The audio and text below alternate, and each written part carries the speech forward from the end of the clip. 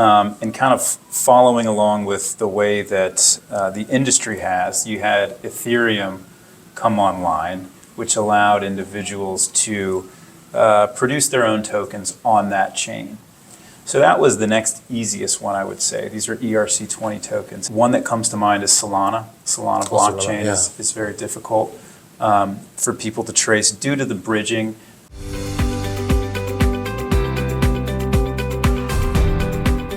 안녕하세요 여러분. 이번에는 뉴욕에 왔습니다. 그래서 여러분들에게 또 소중한 분을 소개시켜 드리려고 합니다. 그래서 이번에 소개할 기업은 인카 디지털이라는 기업인데 여러분들이 모르실 것 같아서 제가 한번 소개해 드리도록 하겠습니다. 아마 비트코인 쪽 투자하시는 분들 많이 있을 건데 관심 많은 얘기들 많으니까 꼭 끝까지 들어주시면 감사하겠습니다. 자, 그러면은 좀 자기소개 먼저 부탁드리도록 할게요. Okay, hello, please introduce yourself. Thank you very much for having me here today. It's a pleasure to be here with you all. My name is Greg Favita. I'm the Vice President of Global Business for Inca Digital. I've worked in the blockchain analytics and crypto intelligence space for over 8 years now. If you're not familiar with that space, it tends to focus on how individuals and businesses use cryptocurrencies, whether that's for good things or for bad things, and it's often times for bad. 그 블록체인계 경찰? 블록체인 폴리스?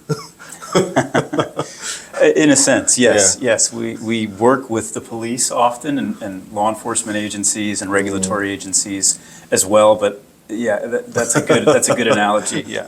Okay. So, what service does Inca Digital provide? We have a number of different types of services. When people think about blockchain analytics, they often associate that with tracing cryptocurrency transactions only.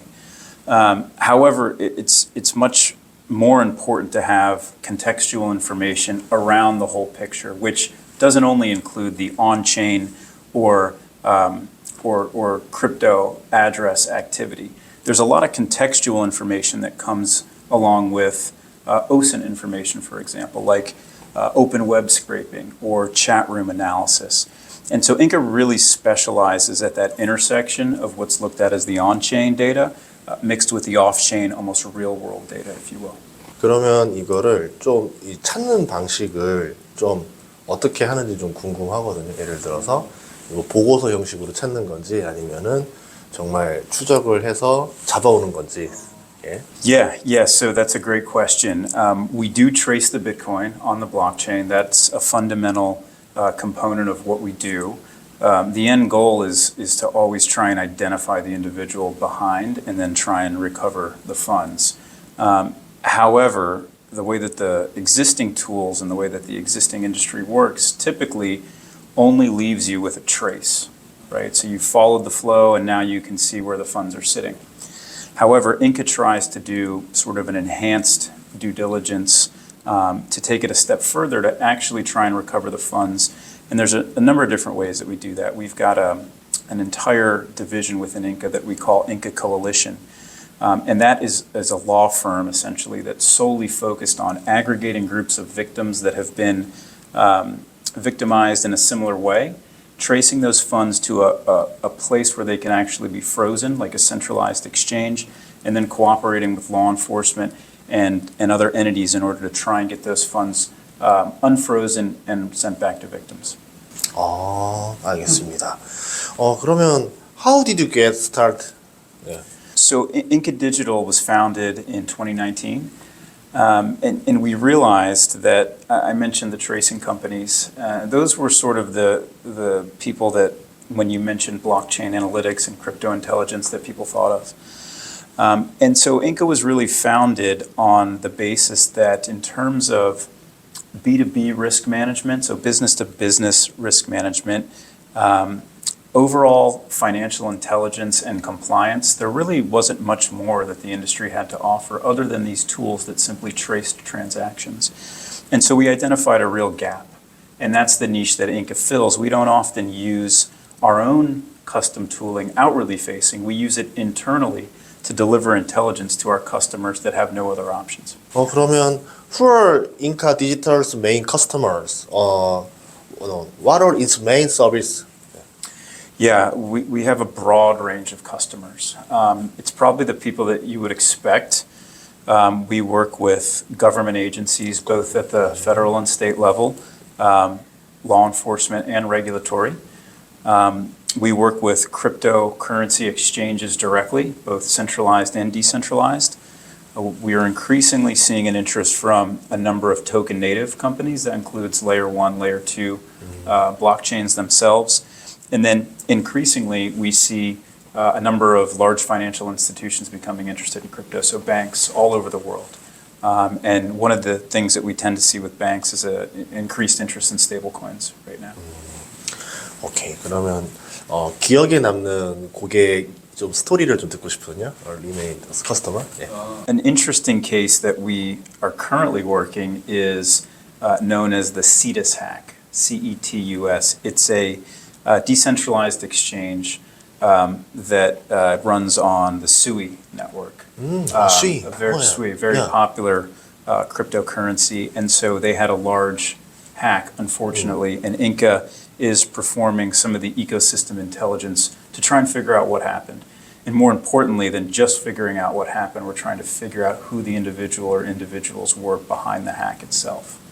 And then, as I mentioned before, we're trying to aggregate any victims into that class, follow the funds to a centralized location before the scammers can actually off-ramp them into cash and try and get them recovered on behalf of the victims. It's a pretty high-profile case. It was a large amount. I think it was around $50 million or so.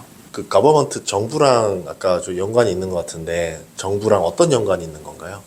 Yes, so government agencies are our partners and our clients. Typically, a government agency will come to us with a specific problem. Either someone that they're investigating has done something illegal with crypto, or they have a specific platform or a protocol that they want to investigate a little bit further. Our capabilities tend to be a little bit more advanced than some of theirs, so they tend to outsource, if you will, some of the investigation to us. We deliver intelligence to them in report form or deliver data through custom APIs or develop custom dashboarding for them. 네, 알겠습니다. 그래서 인카 디지털 홈페이지에 가보면 리포트 서비스가 저도 이제 아예 기억에 남는데 그 리포트 안에는 어떤 내용들이 들어가는지 궁금합니다. Well, our reports are really the core of what we deliver to our customers. It's the core of our intelligence. So it's the culmination of a number of different things. We talked about tracing. So Inca uses different tracing tooling to go into that report. We have custom internal data that we use that feeds that report, whether it's market data. We additionally have the off-chain side, which I mentioned before, which includes social media data. So Twitter, Reddit, Telegram, you name it. We're scouring those different platforms for any sort of information that is relevant to the investigation or problem that we're trying to solve. There's dark web scraping, dark web monitoring, and in addition to that, we have open web scraping, right? And so all those different pieces, plus internal tooling that we've developed on our own that our engineers, data scientists, and analysts use, all that goes into that intelligence report that you're referencing to deliver whatever intelligence it is to our customers. 그러면 이제 how do you detect money or laundering on the blockchain? Yeah, that's a great question. There's a number of different ways. The important thing to remember is that money laundering tends to not start on the blockchain. It starts in the real world and oftentimes ends in crypto.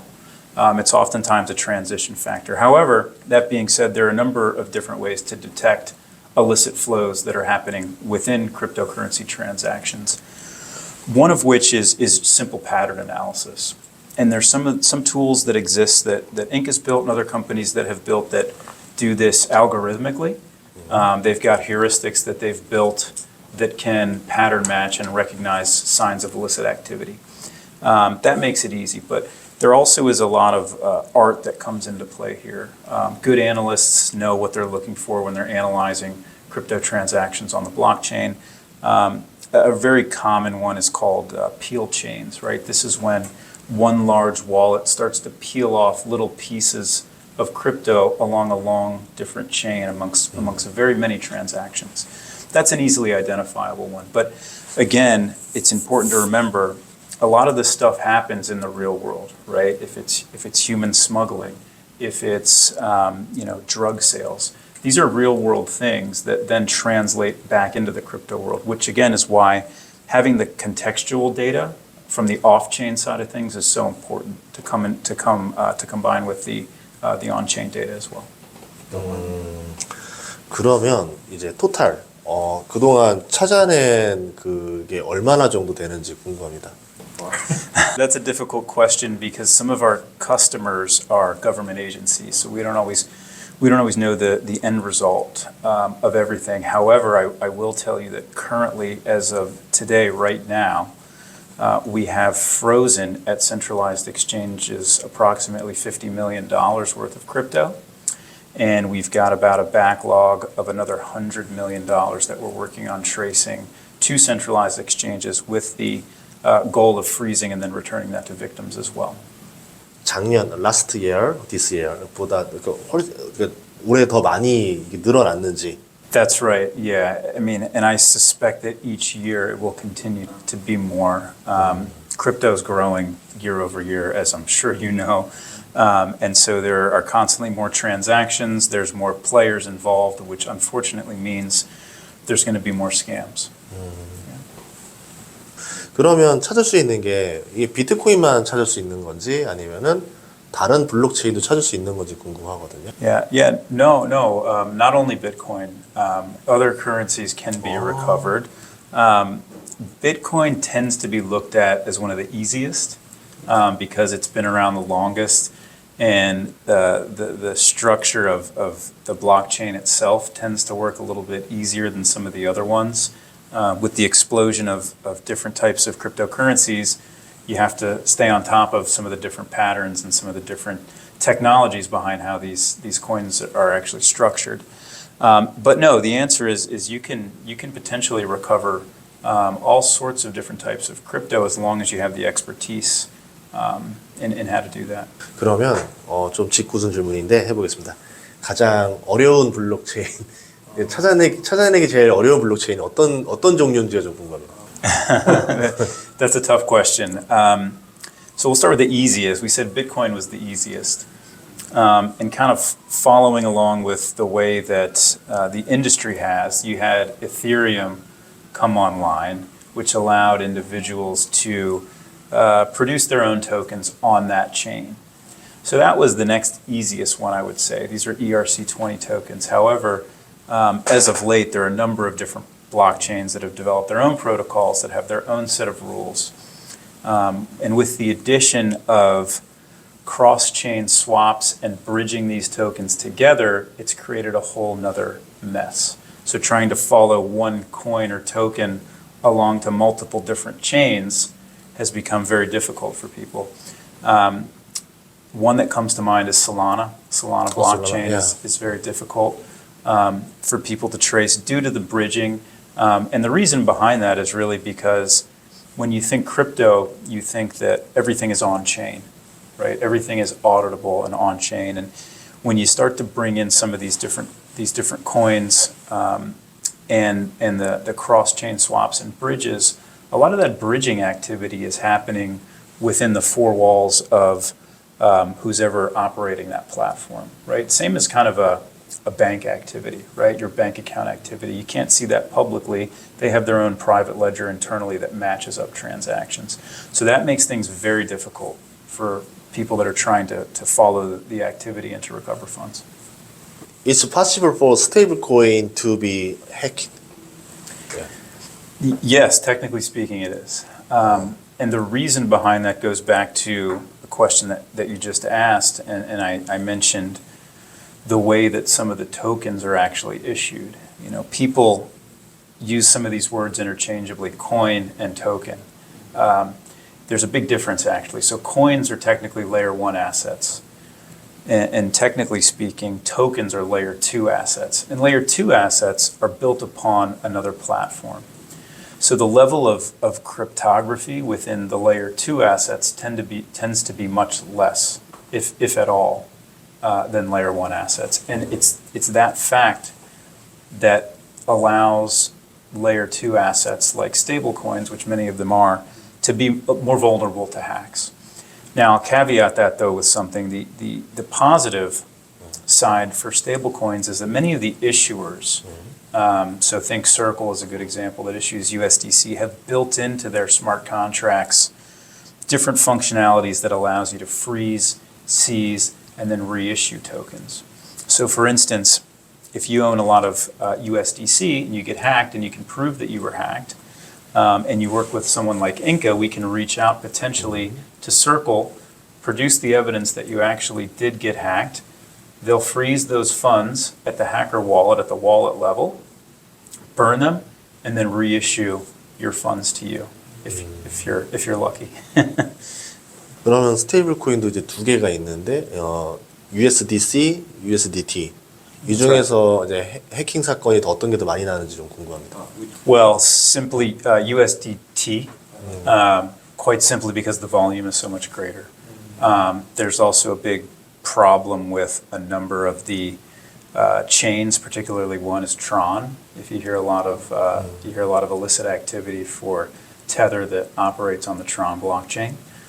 So that's by far the largest and a favorite for criminals. 제가 이렇게 미국에 있는 기업 중에 이렇게 또 인카 디지털 만났는데 원래 소중한 답변을 또 주셨습니다. 또 외국에 있는 기업들도 좋은 기업들이 많이 있고 여러분들에게 좀 자극을 드리기 위해서 저희가 발로 뛰도록 할 테니까 구독과 좋아요 부탁드리겠습니다. 고맙습니다.